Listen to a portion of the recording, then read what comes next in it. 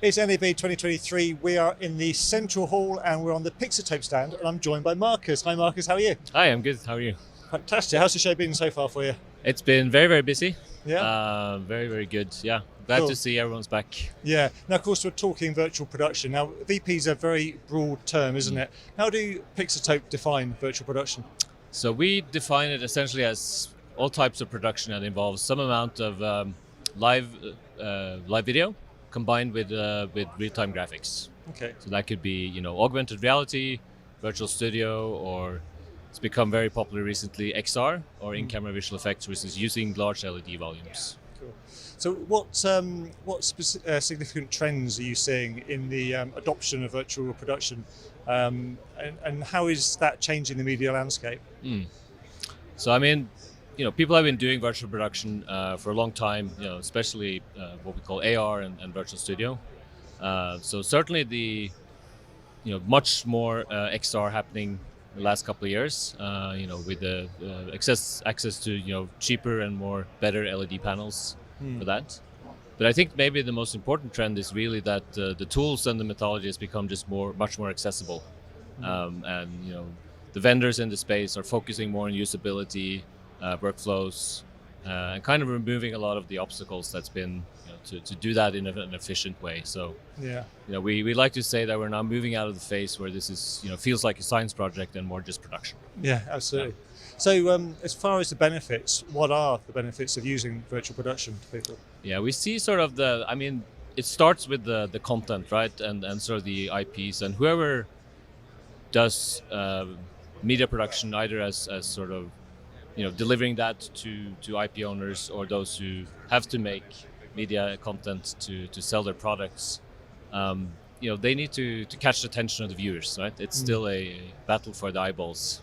Yeah. And virtual production allows you to make experiences that can't be done in any other way.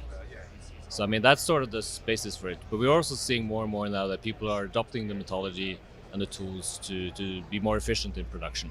Okay. So we have examples of customers now building, half the physical set, and then they do half of it virtually, Okay. and Yeah. literally saving half cost on the builds. Yeah.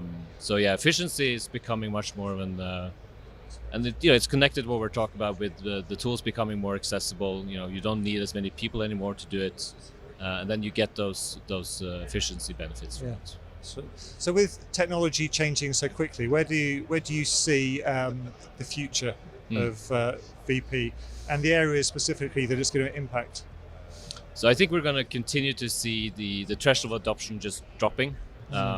Within camera tracking, which is of course an important part of doing virtual production, we're going to continue to see that become much more accessible. And I hope one day we will stop talking about camera tracking and it will just be something that happens. And then I think we're going to see also the concept of virtual production expand into, there are exciting new technologies that are coming out now around generative AI and NERFs, which is sort of a photogrammetry technique. And as we're starting, those things are becoming more accessible and we can incorporate these, it will kind of expand on what we mean by virtual production as well. Cool. So let's talk about challenges now, and obviously particularly the challenges with virtual production. Yeah, so as mentioned, camera tracking is still one of those hurdles. It's still a hard problem to solve. And fortunately, it's becoming so the technology itself is becoming much more robust and stable, but also more importantly, much more accessible.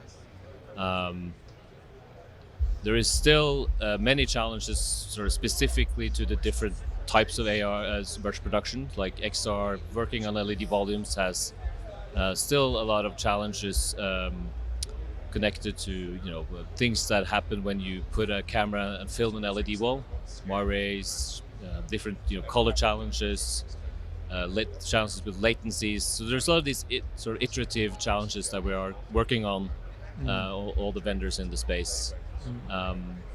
And like I said, there are exciting new opportunities which will come with new challenges around starting, adopting the AI tools and the generative tools that I think we will struggle with and work on and get the fruits from. I guess that's the benefit of being back at a trade show, isn't it? You hear firsthand the challenges your customers are having. Oh, absolutely. Yeah, and It is still. I mean, the main challenges are still around talent, having of access course. to talent, and just continuing to make things more efficient and accessible. Yeah. Really is the most. Just picking up on the talent, Pixotope have got a training scheme That's right. that's hopefully bringing the next generation up to speed, haven't you? Yeah. So we've started something we call PEP, or Pixotope Education Program. Okay. And the idea behind it is to sort of work very closely with the media universities and colleges to see how we best integrate virtual production knowledge into the existing training.